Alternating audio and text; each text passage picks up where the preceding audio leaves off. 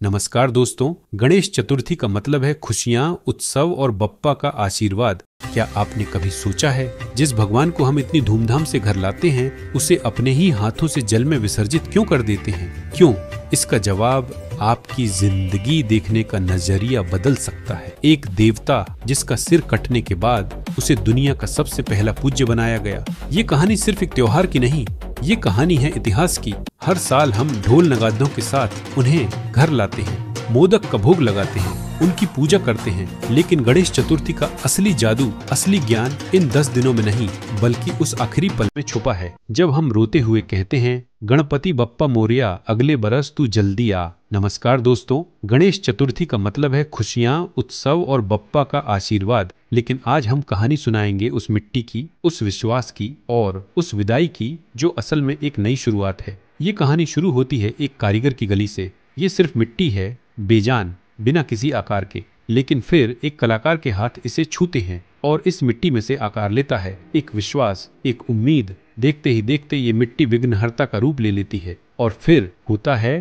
पहला जादू। प्राण प्रतिष्ठा, मंत्रों की शक्ति से, हमारी आस्था से वो मिट्टी की मूर्ति अब सिर्फ मूर्ति नहीं रहती, वो हमारे गणेश बन जाते हैं, वो घर के सदस्य बन जाते हैं। इन 10 दिनों में वो सिर्फ भगवान नहीं, हमारे दोस्त, हमारे गाइड बन जाते हैं। उनके बड्डे कान हमें सिखाते हैं सुनो सबकी, उनका छोटा मुंह हमें सिखाता है बोलो कम, उनकी सूंड सिखाती है कि हर परिस्थिति में खुद को ढालना सीखो, और उनका पेट सिखाता है कि जिंदगी की हर अच्छी बुरी बात को पचाना सीखो। हम इन 10 दिनों में सिर्फ उनकी पूजा नहीं करते, हम असल में जिंदगी जीने का तरीका सीखते हैं। लेकिन फिर आता है 10वां दिन, अनंत चतुर्दशी, विदाई का दिन, और यहीं छुपा है इस त्योहार का सबसे गहरा और सबसे शक्तिशाली संदेश। सोचिए, गणेश जी क्या हैं? विघ्नहर्ता, यानी रुकावटों को दूर करने वाले। जिस मूर्ति को हमने अपनी आंखों के सामने मिट्टी से बनते देखा, जिसमें हमने प्राण डाले, जिसे हमने पूजा, उसे पानी में विसर्जित करके प्रकृति हमें एक साइकिल चक्र सिखाती है। ये अंत नहीं है, ये ट्रांसफॉर्मेशन है।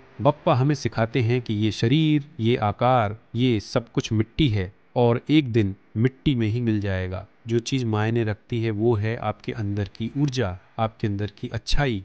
मूर्ति का आकार खत्म हो जाता है, लेकिन गणेश का तत्व, उनकी ऊर्जा उस पानी के जरिए पूरी प्रकृति में फैल जाती है। वो हमें सिखाते हैं मोह को छोड़ डालना सीखो, क्योंकि जो चीजें आज तुम्हारे पास हैं वो कल नहीं होंगी। असल में विसर्जन मूर्ति का नहीं, हमारे अंदर के अहंकार का, हमारे मोह का और हमारे दुखों का होता है। हम मूर्ति को विसर्जित करके बप्पा से प्रार्थना करते हैं कि वो हमारे सभी विघ्नों को, सभी परेशानियों को अपने साथ ले जाएं, और जब अगले साल वापस आएं तो हमारे लिए नई उम्मीदें और नई खुशियां लेकर आएं। वो निराकार थे, फिर साकार मूर्ति हुए और विसर्जन के बाद फिर से निराकार होकर कण कण में बस गए। तो अगली बार जब आप किसी गणेश मूर्ति को देखें तो सिर्फ एक भगवान को नहीं बल्कि जीवन के सबसे बड़े सबक को देखिएगा। इस गणेश चतुर्थी मूर्ति घर जरूर लाएं, लेकिन विसर्जन के बाद गणेश जी के ज्ञान को अपने अंदर बसाएं।